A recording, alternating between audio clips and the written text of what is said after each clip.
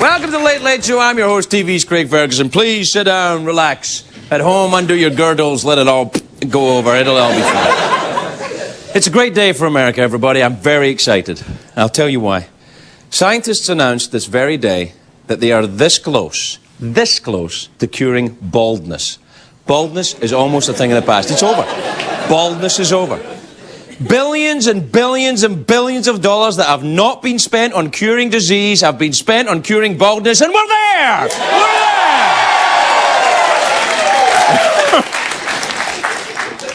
Now, hundreds of people will die, but the vanity of middle-aged men who want to get laid will be satisfied. And that's okay. It's actually this new thing, it's hair cloning, apparently. They clone the hair. It's from the stem cell research. It's a byproduct of the stem cell research. This is true. The stem cell research, they've got cloning going on. Now, this is interesting because the Bush administration have been very anti the stem cell research for a long time. But now they're probably going to have to change tack. Well, you got Karl Rove, bald, right? Dick Cheney, bald. Condoleezza Rice, bald-faced liar. Bald-faced liar. Yeah?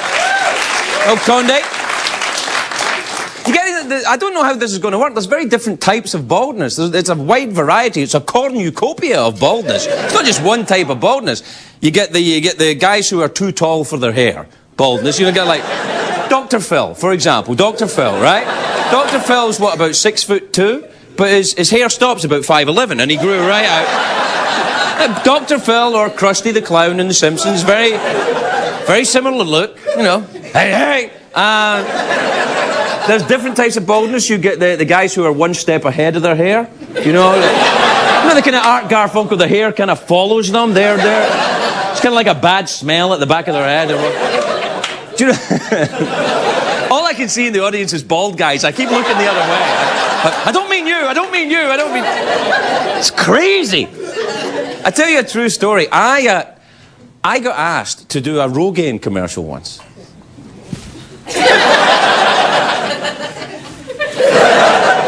I know the Rogaine. Apparently, the Rogaine stuff. I didn't do the commercial, obviously. I'm not bald. But I heard about the Rogaine that it does actually decrease your sex drive, apparently, which is a bit of a dilemma. Because, you know, you get your hair back, but you don't really care, you know. Yeah. Must be tricky for the ladies. You see, go to a party, you see all these men with fabulous hair who are kind of aloof, not really interested. Just another gay party you're at. Why are all the good ones gay? I don't know. Now, I'm not bald, but I am going grey, obviously. You can see that. I'm very grey. A lot of grey hair going on. And I grew up in Scotland in the 1970s. Very rough. Very dangerous place to grow up. I'm surprised it's not white, and I don't shake all the time. But I'm told women say that grey is very distinguished.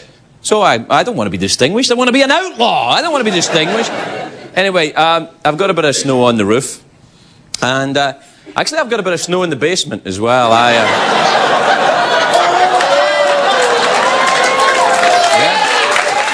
Bit of snow in the basement. I've got a very distinguished tadger. Tadger, that's right. It's an old Scottish word. Do you know when I started doing this show, about almost a year ago, they got me to dye my hair because they didn't want me to frighten the younger viewers with my hair. But all that happened, you just see a creepy old guy with dyed hair. It's like, don't be frightened of me, kids. It's frightening, scary. There was a review in the New York Post when I started this job. It said, he looks like he's wearing a bad toupee. Toupee.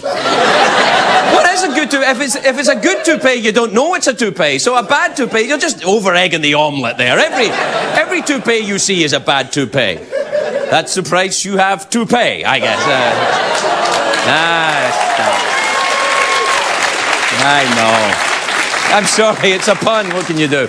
Some guys, when they're going bald, they panic. I understand it. You know, you think, oh my God, I'm dying. I'm dying with no hair. And that's when the comb-over happens. You know the guys, they grow the very long piece of hair on one side, and then tease it over the vast, dirty plain of the Serengeti and try and kind of anchor it down there. You need to wrap it around your ear or something.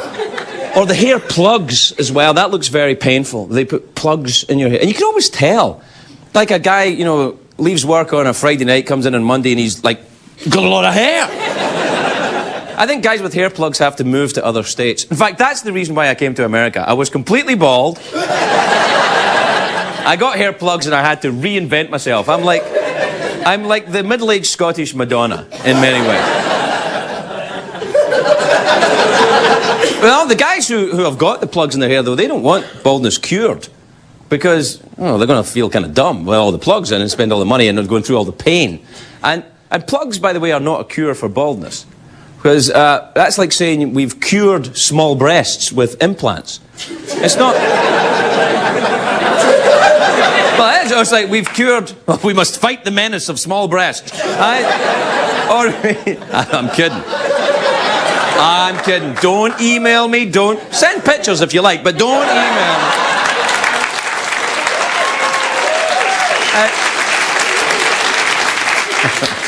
Just mark them to personal. You know, it's not a disease. You know, we haven't. You know, we've cured small lips by injecting ourselves with bovine fat. You know. See, baldness is not an illness. It's not. It should be a cure for baldness. There's not a pathology attached to baldness. Is what I'm saying.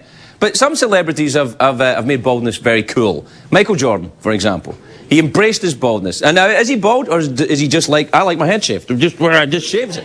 See, that's what you throw yourself into it with gusto. But you know, if you're going bald, get it off. Shave it off.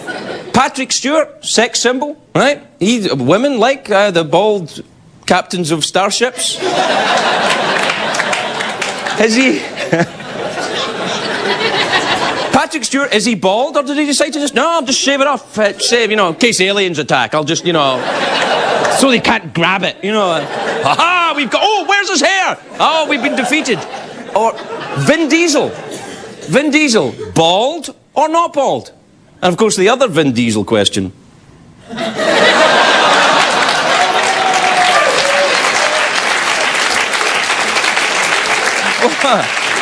Well, I meant, is he going to do a sequel to The Pacifier? That's all I meant. That's all I meant for legal reasons. See, I like it when men just throw themselves into that problem of baldness. Shave it all off. I'm going to be bald, just own it. Shave it off. You know, it's like if you say, I'm going to be fat. Right, I'm going to be really fat. I'm going to weigh 500 pounds. Come on. I'm a little overweight. I'm a little drunk. Ah, what the hell? I'll be an alcoholic. Ah!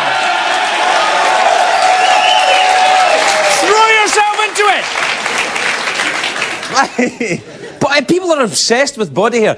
You know what? This is a true story. Absolutely true. It's just us here, right? Just us here. Because I was talking to some guys earlier today about this, and they think this is weird. I don't think this is weird, right? I was shooting a movie in Winnipeg, Canada, about a year ago. Now, that's kind of weird. There's not a lot to do in Winnipeg. It's a nice town, but once you've seen the store, that's it. You know, they've got to... So I was really bored one day in the hotel, and I shaved my entire body. Is that weird? I don't think that's weird.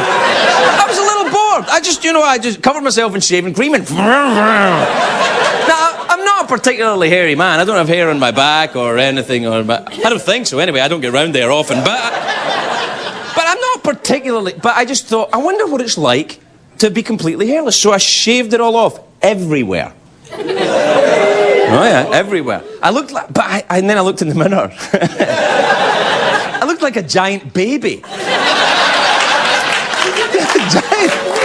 I was like, oh my God! It's like a giant baby, or a dolphin, or something. It's like a giant baby dolphin. The real reason I did it was this. I was up in Winnipeg. I knew I was going to be there for a long time. I was on a movie set. There's a lot of beautiful girls on movie sets, and I was seeing a girl I really liked. I didn't want to cheat, right?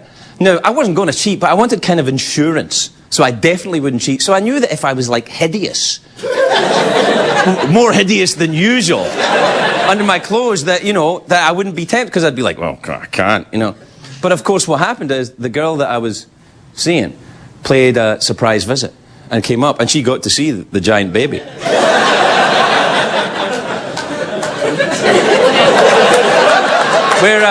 We're not going out anymore.